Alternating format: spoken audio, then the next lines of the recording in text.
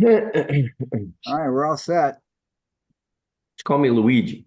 Luigi. Yeah, give me some pasta. Well, Mike, you put the topic out. What were Yeah. you lead us on this? So when I was thinking about the topic, I was thinking about um, how do you create that culture in the office of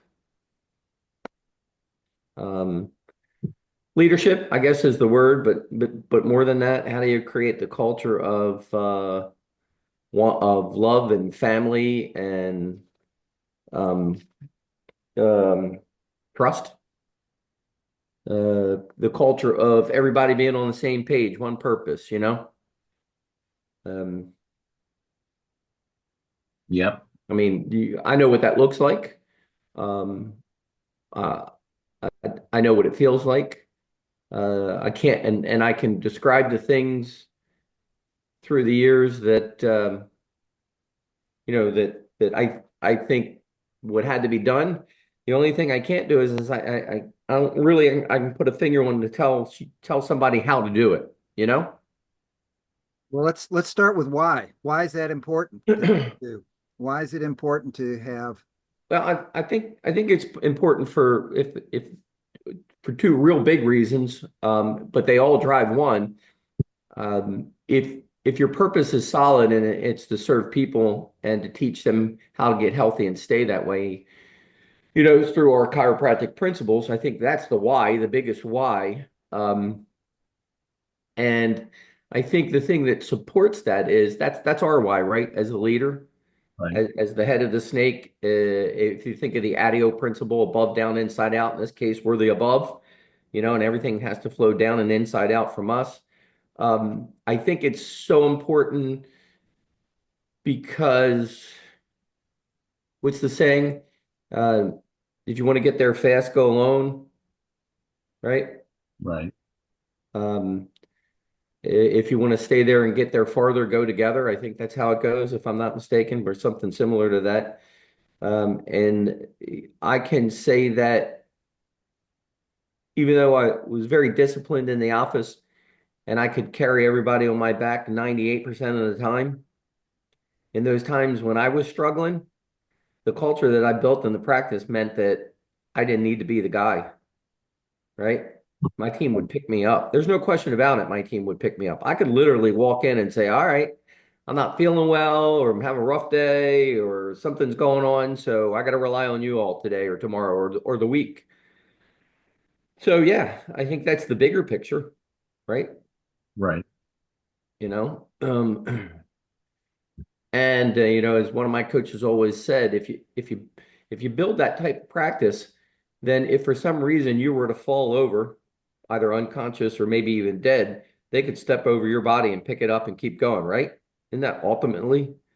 Um, Well, that's the hope, right? yeah, all right. But Um, the people have to want to pick it up, and yeah, that's still the challenge. yeah, yeah. Yep. So, you go out and you hire a team, and you hire a team sometimes that you have people that never have been in chiropractic. And even if you hire some that have been in chiropractic, what are the things I have to do as a leader in order to create that culture, right? In order to get those people to follow me in this, follow me in the battle, right? I guess like any Right. lieutenant, sergeant, captain, or whatever it is. Um, yeah, what are those things, right? I mean, how do you? I know what they are, and I know what I need to do. Uh, look, if you're not confident in your purpose from the very beginning, how do you expect a team to be, right? You don't have that driving faith in what you're doing. How are they going to have faith in you? Um, yeah, what's that look like? What's that look like in your office? To me, it was my family came in and got adjusted. My kids were there. My mom actually worked in there. I think if they, I think if that team sees your family in the office following your example and your advice, That's huge, right? Sure. I think, one of the affirmations we used was, I create the environment where potential and motivation are released naturally. So that was huge at home and in the office. But then you're constantly with your team, and you guys know this evolves. You're telling your story, and you're walking your talk. We use those terms. Yeah. Yeah. But what What's is that look your like? story? How did you get here? What are we doing? And I found with many staff, many people, they're skeptical of you, right? They're, Yeah. particularly when you're serving at a higher volume or striving for a higher volume or higher Mhm. standards, that and so many people and staff that would be skeptical of jumping on, that you were having to demonstrate that this is who you are, right? That, so it was just always funny to me that no, really, this is what I Yeah. do. And this This is is what who I I believe. correct. And honestly, the ones who didn't believe you would shed them over time. And my other experience was, if you were telling them that story and leading them, and if they were just giving you the yes sir, yes man, and but then I always said walking away, and as soon as they went out the door saying, "Oh, Dr. T, he's full of it. He's just after the money. He just wants the numbers," or and they didn't do or buy into what I said. I stopped saying this because it happened a few times. They would explode something. Yeah. They couldn't maintain the facade of lying and just saying yes. It failed. They would They fail. they would Uh, either explode or just not show up, correct. right? Correct. And so, and you said it very well, Mike. And that's I still feel why I slowly backed away, that carrying that, you have to carry that load. You're the one. And you're right. You're counting on those 10 days a year, those 10%, whatever. Right. When you're not sharp, that you've done enough and you can ask them to step it up. And if they don't, you also find out who they are and Mm-hmm.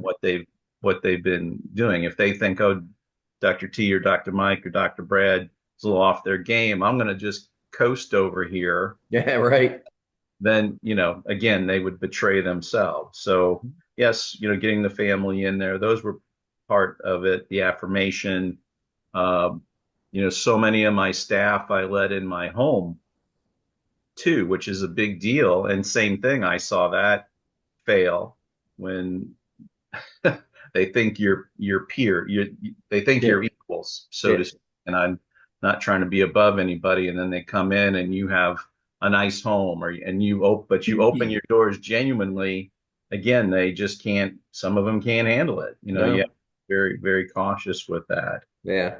But I found I But was just what I was very cautious with that too, but ultimately for me, and I've said this number of times, I don't know if I've said it here, that I never really wanted a CA or an associate that I wasn't comfortable letting my kids sit on their lap or them actually babysitting, right? yep, And it is a family. I wanted a family type culture, but also a family type culture like I had at home with my parents and me, that we still we knew who the leader was, and we respected that person and we listened to that person, and although we were loving and on a almost peer level, um, we knew where the, I hate to say this in this culture nowadays, but we knew where the orders came from, right? right. Well, You I know, think that's what's different now, though. I will say that first uh, the level, you could say I think the level of dedication, the level of commitment. I'm going to do this or die trying, and I want you to join me on this Mhm. mission. But then the other thing, I think all of us knew that it was going to take time, and it's not going to happen in 6 months or years, much as we'd like that to happen. And um, or even if you, excuse me, grow quickly, relatively speaking, it's the endurance then to continue to do that and the urgency. So some chiropractor asked me about that. How do you create the urgency? And he was referring to the patients, to get their care. But I think you have to, same thing, you have to create that yourself. So if Mhm. you're demonstrating that or you're having that urgency to serve, succeed, share, love, all those things, then it will come. And that's, your scripts will come, your overcoming objections, whatever it might Mhm. be. So the same thing with leadership, Mike. If you're determined to be a leader in your office, in your home, and that's your mission, then it will come. Yeah. I'm unclear how many people want to be leaders because there's such a lack of leadership in their own home, much less their own office. So many offices now you see it's run by the inmates, so to speak, that they want to have a staff driven practice. And I just don't buy into that. Yeah. Yeah. Yeah. Um, I think, and I'm sorry, Brad, I'm kind of um, dominating this, but I think a good leader also, two things. One is you have to have the confidence, but you also have to have a little bit of that ego that the best way, right?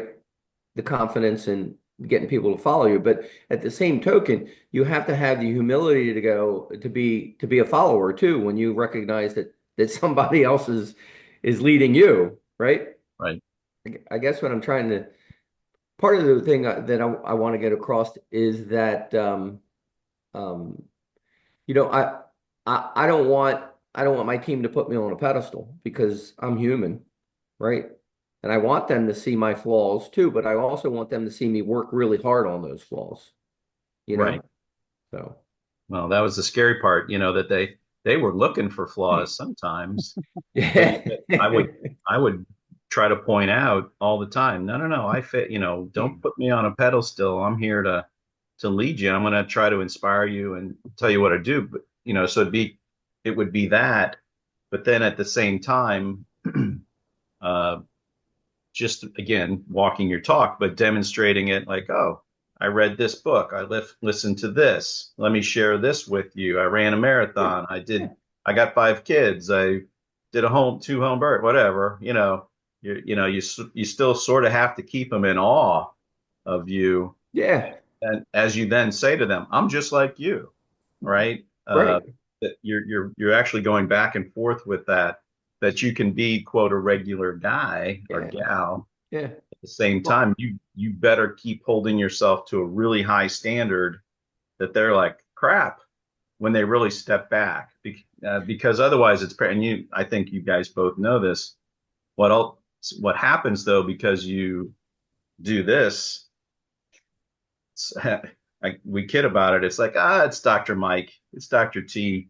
He's okay. They'll like, we don't need to pay him, or we don't need to mhm. call him. We can miss these appointments, whatever. It's kind of perilous, right? Yeah. It can be assumptive um, on it. I don't know if that makes sense, but Yeah. Yeah. Brad, go ahead. We're Couple of talking. thoughts here. I was trying to operationalize things. That's why we always set our vision and mission. And everything that we did was based upon that vision and mission. Our Absolutely. vision was that every man, woman, and child should be under regular chiropractic care. Hmm. And our mission was to create an environment that would fulfill that vision.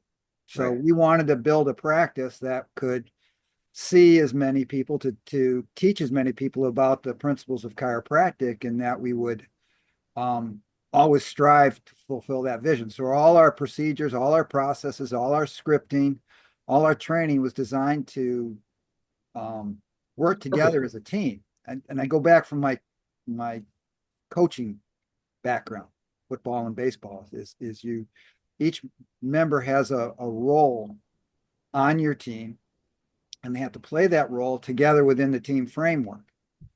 And I learned a long time ago, you never have to cut a player from your team. They always cut themselves. For one reason or another, they'll do something that they'll either not show up or do something that leads to being let go. So I never got worried about having to let somebody go or somebody not showing up because again, not everybody's going to be on my team. Not everybody's going to be able to handle that. Not everybody wants to do that, but my job as the leader is to inspire them to want that, to want the same things that I do. And if they did, Yeah. that's great. If not, then as Freddie used to say, we love you, we bless you, and good luck on your journey. Yeah.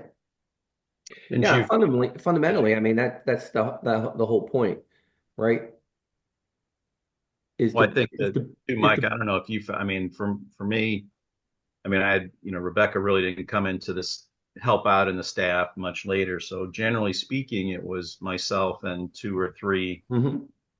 not whatever, non-family members, whatever. The funny thing I found was so many of them, I say you were able to inspire them and motivate them when they were in front of you, but it's very few of them who, after they're out of your aura, that continue with it. Right. I'm aware of many of my old staff who failed miserably, so to Mhm. speak, or I don't know, whatever, followed many of the principles that I taught them, whether that, and I think chiropractic philosophy is a philosophy for life, but they're with without the constant attention Mhm. and whatever aura again that and which is the urgency you have to create for yourself. And it's, Yeah. it's challenging, but then they fall off, quote, the wagon. Whether Human they're, nature, right? yeah, they're taking drugs or they're not getting adjusted or Yeah. uh, they're not nice people, whatever it might be. It's, it's and I say that about chiropractors too, that, people I've worked with or coached with or trained with, if they get outside of I don't want to say but the influence of what we were doing as a group, man, do Yeah. they fall? I mean, and we've talked about that before. It's sort of the trend. Everybody's reverse engineering their practices with, well, I want to make this much money. Mm. I want to work this hard. So I'm going to see 100 people, charge $200 a visit, Mhm. work 3 days, Yeah. versus Yeah. we Well, we went into it being like, all right, if I serve enough people at a fair fee, yeah. and I practice for 30 or 40 years, I'm going to be okay. Right. Um, it's Well, I think that's fundamentally the problem when we look at patients, when we look at team, and certainly when we look at associates. And I said this at the beginning, we're trying to change a cultural norm for these people, right? They come in with a work attitude of punching a clock, doing a job, and going home. Patients come in with a thought process, an allopathic thought process of they have pain, you do something, the pain goes away, they're healthy. And we're trying to blow that whole mentality up, right? And change that culture in terms of a team. We're looking, we got to change both their allopathic mindset and their mindset of clock punching, right? My office was not, we didn't punch a clock. You know same. what I mean? I mean, it just, and you're not trying to get somebody to be us where they live the principle 24/7. That would be great. I think when you change that mentality in a CA, most of them go to chiropractic school, you lose them anyway. Right. But there are a few that you can change that mentality a little bit. And if you do that and you get them on your purpose, and then they're moderately hard workers, then you got part of a team that you can lead, right? Right. And I said hard workers, and I think that's the other thing that we need to do. And I don't see this I haven't seen this in hardly but one of my associates through 34 years. Um, the ethic, the work ethic that all three of us have. I mean, I was the first one in, the last one home most of the time. I changed light bulbs, I scrubbed toilets. I mean, they saw me do everything, right? Right. And on that token, they also knew that I knew how to do everything. Like I respected my CAs from day one. They had to lose it instead of earn it. And I respect their personal workspace and their stuff, But they also knew that if they weren't there and I was there alone, that that I probably was going to look at what they were doing and not doing. You know, they were billing and receiving and whatever. I don't know where I'm going with this, except to say that they knew that I was working, right? I don't think you can follow a leader that isn't willing to do your job.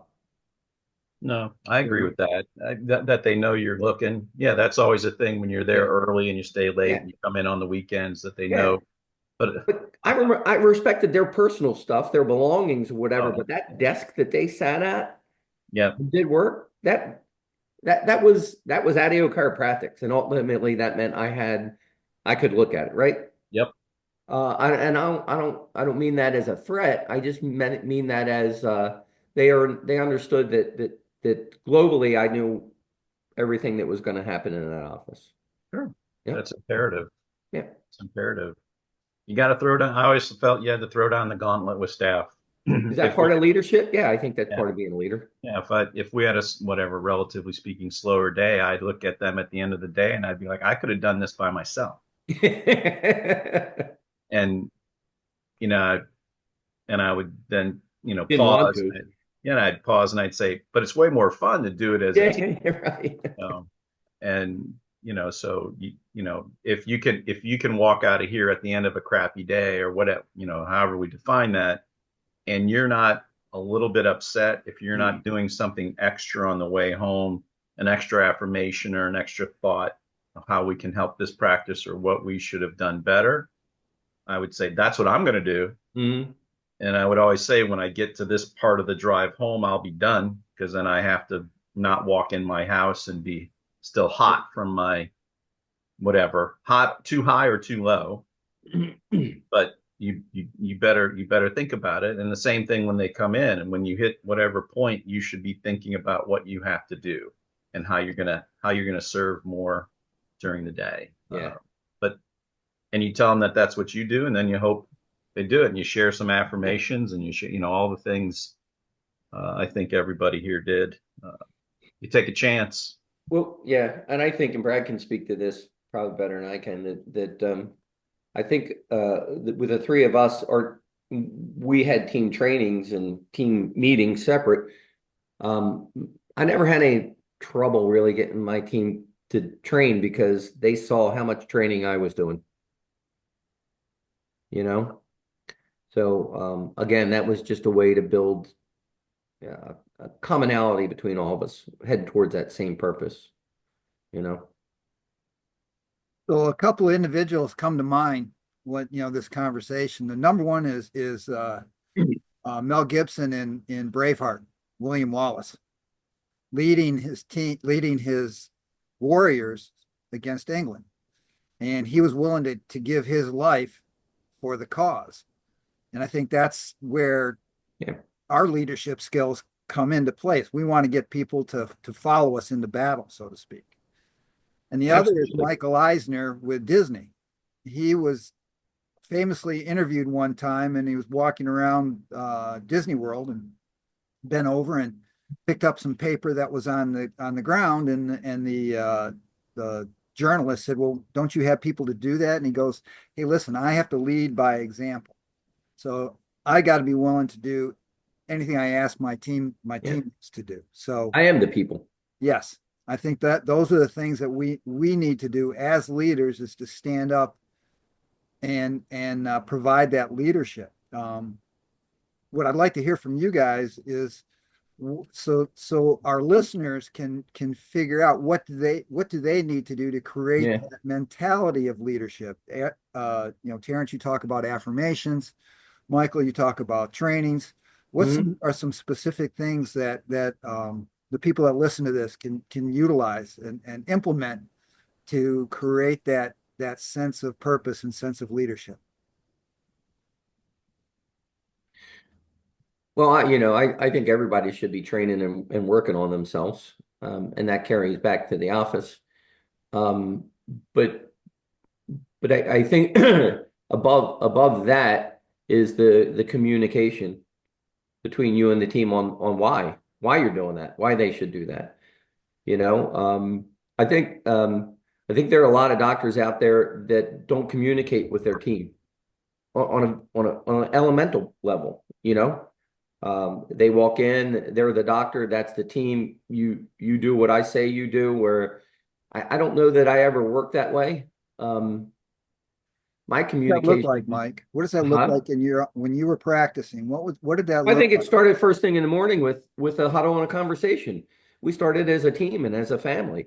You know, I wanted to give them an affirmation or something positive. I also wanted to know, you know, what their night was like and how they were feeling and where their headspace was. You know, it wasn't boss employee, it was team. You know, although I'm the leader, it's just team, you know.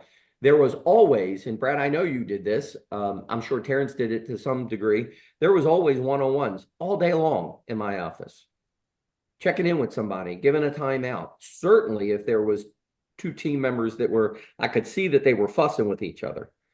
You know, it's being on top of everything, seeing everything, and getting to it as quickly as possible. Communication, right? Paying Um, attention to what's going on around you. yeah, not burying your head. So much easier, you know, if I had two team members that were, I could see them snarking at each other or not even talking to each other. That was worse. You know, there were times in the office, I don't care how busy we were, it'd be a little bit of a timeout, and it would be like, look, I don't really want to address stuff while we're super busy. However, occasionally I'd pull somebody and say, I don't know what's going on here. I said, but you two go to lunch and settle it, or neither one of you come back. You know, it's that kind of authoritative stuff, but on a loving level. Does that make sense? Sure. Um, so to answer your question simply and specifically, Brad, um, it was communication on a personal level, not on a boss employee level. Okay. How do you do that? Gosh, you know, So talk about why you would call. You mentioned the reason you called a timeout yeah. because two employees were fussing at each other. Are there any other examples of why you would call a timeout in the middle of a busy shift? It's very rare, but I guess if I heard somebody say something way off script on a phone call, or way off script at the front desk, like way off, where somebody got a little snarky with a patient. It wouldn't be that many things, but I didn't want to let somebody said something really specifically bad on the phone. I didn't want to wait till lunch to address that. Oh, okay. You know, I and it 30-second timeout, timeout. Come here for 1 second. Hey, don't use those words anymore. You know exactly what words to use. Something that simple. So Yeah. scripting on the telephone and across Across the desk. across the desk were really important to you and to the Hmm. proper management of the Hmm. practice. Yeah, because those two words on the phone to a potential new patient, yeah, I didn't want that to happen, you know, and I didn't want the team to be in fighting or arguing to the degree that the patients could see it. Parents, I could see it, and the did patients you could see have it. times when you needed to call a timeout in the middle of a shift or Sure. Yep. So same, I both every shift I started, you take a minute, talk about what we're going to do, what our, why we're working on this, our affirmation we've read forever as a team aloud. Uh, and so in the morning, and then when we came back in the afternoon, you always were setting the tone for that. Anything personal or whatever was leave it at the door. You can pick it up. It'll be waiting for you when you leave. Um, any of the type timeouts was again scripting or just words. The biggest thing for us was our office was the big hello and the big goodbye Mhm. and everything that was supposed to happen with that. That means you should be verifying, hey, Bob, great to see you. Let's get you back. When they come out, thanks, Bob. See you Wednesday. So you always knew their schedule better than them. Never ask people how they feel. Give them a positive compliment and send them back. You look great today. And then they come out, you look even better. You got a great adjustment. Very simple. New patient script was probably the one we practiced the hardest because I always felt like if they could learn one script really well, then the other ones would come easy. But that was the heartbeat one, because you're always asking the patient and guiding him or her with questions. So we practiced that twice a week as a group. And the same thing, I Good would to hear I that. would do it, and I wouldn't have them look at the paper, right? That was like Mike said, I knew it better than they did Yeah. and could do it. Same thing, I would, almost every meeting, just go through from when a new patient called so they came to the door, the paperwork, each handoff, whatever that might be, leave, come back for day two, just talk through it without, again, without anything, that I could do that and hit every point, every bullet that they're supposed to know without looking at a piece of paper. And then in turn, then they would have to do the same thing. At some point, all of them would be asked to do the same thing, and then they'd go practice the new patient script to each other like 3 times, a couple times a week. When would they do that? Yeah, we'd have a meeting Tuesday and Thursday before we started the shift. Yeah, Before you probably started the shift? 30 to 45 minutes. Yep. Okay. And yeah, I mean, all the accountability, but also, yeah, don't use those words, and sort of the constant, I was just a constant presence, right? I would always say, if I'm able to come out and look over your shoulder, you're not doing your job, because you want me back there so busy I can't come out here and look over, right? That's the best thing you could do, is keep me out of your stuff, right? And that's the best way to do it. I'll tell you why I'm laughing so hard is so Gail was one of the front desk CAs, and if I wasn't busy enough, I was leaning on the desk over top of her looking at the appointment book. Yep. She hated it. She hated it. And she would actually say things like that, Terrence. She would say, "We gotta get some more people in here because he's driving me crazy." Yep. Right? So in a good way, Yeah, wasn't absolutely. yeah. Yeah. Brad, actually, the other thing is, the physical, remember, physical training with affirmation, right? You also gotta give them affirmations. You gotta write them down, help them with the I am, ask them to write them down, share them with you, tweak them, give them back, create team ones as well as personal ones. Take an interest in their personal goals. Ask them, what are you working on? Here's affirmations for that. Do you want me to check in on you on that, whether it's exercise or weight loss or educational or whatever it might be? But making them a patient as well. I'm gonna jump in again. If you're not training them and telling them what your expectations are in the office and out of the office, how are you ever going to lead them if they don't know where you're trying to get them? Right. Right? I mean, whether it's at work or it's personal. I know one of the biggest things that one of my coaches taught me years ago was when it comes to work and expectations, creating that policy, right? That ADIO chiropractic employee handbook.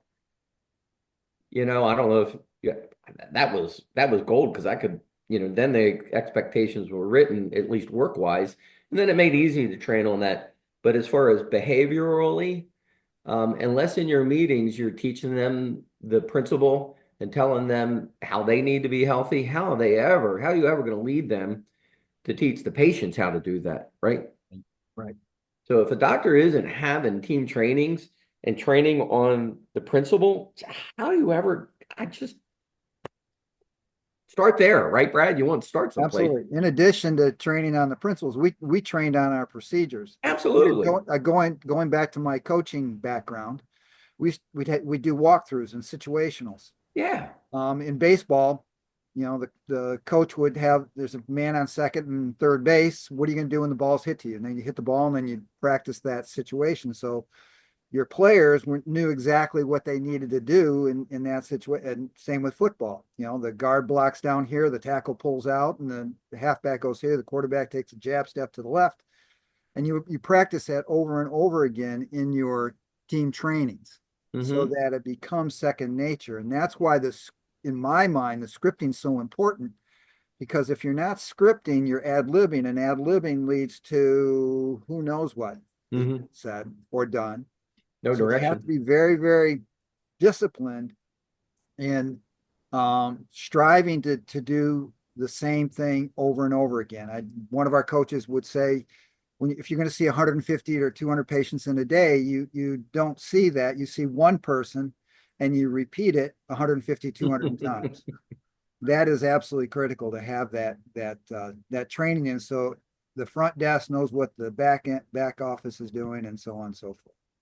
But we would talk, Brad, just on that too, is probably even for myself more, maybe less scripting, but more vision.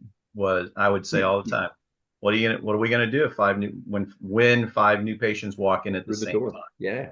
What are we gonna do when 40 people come through that door in the next 10 minutes? Right. Right. That's not the time to do a recall. It's not the time to whatever, do anything other than serve. How's that look? And then when it did happen, I would always go back and say, wasn't that amazing? Here's what we could do better. Yeah. Or if there, because I would be our job was to be the person who noticed whomever didn't get a good buy. Someone, because we were kind of, well, we're real open now, but even before, who didn't get a good buy, or who didn't get verified, or who, how did that work? But how did it feel? Doesn't it feel good? You can only grow through chaos, right? It has to be chaotic to grow. Absolutely. So what did you learn? How wasn't that fun? Right? Don't you feel excited for having participated in that?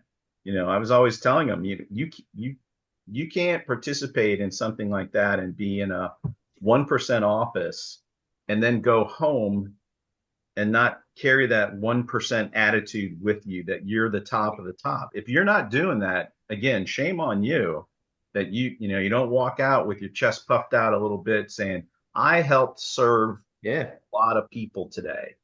Again, I could do it by myself, but it's more fun to do it as a team. And that's how we pay it forward, that you're going to be better. You're going to be a better parent. You're going to be a better spouse. You're going to be a better leader in your own world, and constantly sharing that vision. So you're creating that vision. Yeah. And I think back to something else I learned a long time ago. Are you playing to your appointment book, or are you playing to your vision? Right. And that's absolutely critical, is because you get in habits of, especially people that are not disciplined in doing this, is that, well, this is what we have to do today instead of what we want to do in the future, and being prepared for that. Because how you practice when it's slow will happen when you're busy too. Yep. And that's not good. I tell you, I can remember knowing I actually did a really good job with a teammate when I overheard them telling somebody outside of the office that they had run into their patient so-and-so at the carnival. Yep. And I thought, their patient. That's I like ownership. that. That's I like that. Yeah, not the office patient, not our patient, their patient. I thought, hey, I hit on something there that, so that's fun to hear. Part of a team. Yeah. Yeah. Taking real responsibility when you're calling somebody their patient, right? Yeah. Absolutely. Yeah. So, yeah. No, I think those are some great takeaways that people can do. They just got to keep telling their vision, right? And got to inspire them, right? Bring in what you're doing, whatever you're doing, bring it in and make it, relate it and make it inspiring. Whatever you did at home, whatever you're training for, whatever your book you're reading, how you're leading your own family, what's a volume situation at home, or a new patient, whatever those things might be, because otherwise they're separating it, then it's a job, right? Versus a career or a life, or trying to, right. Or trying to make a change, right. Like the bricklayer who's building a church, is just building a church, or the bricklayer who's, building a place where people are going to come and worship God and be a part, being a part of creating that. So same thing in your office, right? We're just building a wall. Correct. Yeah, are you just laying down brick? Are you building a wall? Or are you building a church, right? Correct. Are you building a worship? Correct. So yeah. Well, that's some good takeaways for today. With that, I think that those are some really good takeaways from today. yeah, You know, taking the your vision and your mission and being a leader and then bringing that, pulling that out of your team members. yeah. Look, I always wanted my team to trust me. I always wanted them to follow me. I always felt like that they were part of my family most of the time. There were some that I didn't. I wanted them to feel like that they were part of my family. Um, yeah, I didn't see any problem with that. I didn't see any problems breaking bread with them, hanging out with them. Um, but you know what? There were some things that I was still the owner. I was still a doctor, Mike, right? It's like what my dad, there are certain things that I'm sure my dad didn't want me to be a part of in his life, right? There So has to be some separation. yeah, Absolutely. yeah. Absolutely. I had to, maybe this is but I can remember there's a old movie with Damon Wayans where he's a drill sergeant and he says, respect me now, no, fear me now, respect me later, right? Not your friend. I kind of feel that way. Yeah. Right. Fear me a little bit, but love me and respect me too, because I'm going to give it to you, right? Right. Because there are times when drama happens in that office and you better have a little bit of that fear and respect. Otherwise, how can you walk in and say, look, go to lunch, and if you don't have this squared away, don't come back, you know? Right. Correct. Well, same thing. And, I would remind the staff, I'd be like, well, everybody, you guys all think you want to be the boss Until until the you're the shit boss. hits the fan, Yeah, right? right. You all, because, they would see whatever they perceived I had. And I'd be like, well, yeah, but as soon as there's an upset on the phone, it's here, here, Yeah, here. yeah, Somebody gets mad at the front, yeah, or yeah. somebody stops and you don't have whatever, the water breaks, or there's a big here's the phone bill, right? Do you Mhm. want, you're the leader. Yeah, You and get all I think I think it's good that that happens and they see you handle it easily or smoothly, or maybe it's good if they see you struggle with it a little bit, but you get it done. And I think that's where Yep. that line in the sand is, right? Yep.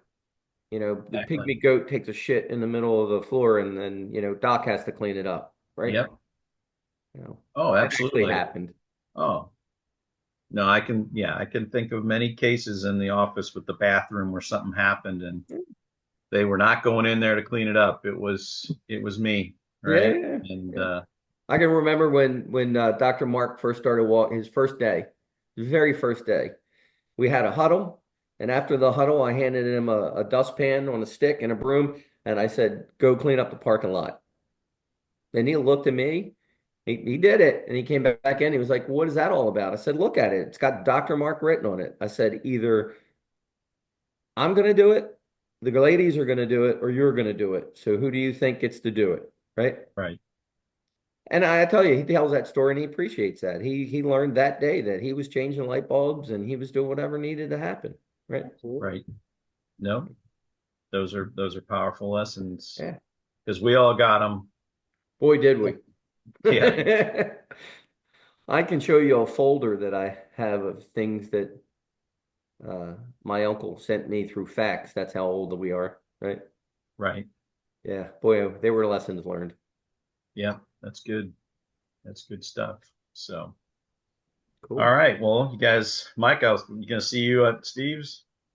No, I'm not going to be home until the 23rd. Home. I still call it home, right? Um, but you'll probably see me at your house early-ish. Yeah, Okay. yeah, You said after 3 or after 4? yep. After 3 o'clock. Yep, Okay. perfect. I'd like to That's stop awesome. by, hang out for a little bit, and still get home to put the grandkids to bed. So There you go. Well, good. You guys have a Merry Christmas and a Happy New Year. we will, Brad, and I'll see you before long myself, huh? Yep, exactly. Guys, have a Cool. good one. Thanks, All guys. right. I love you guys. Appreciate I that. love Love you. you. Bye-bye. Merry Christmas. Merry Christmas.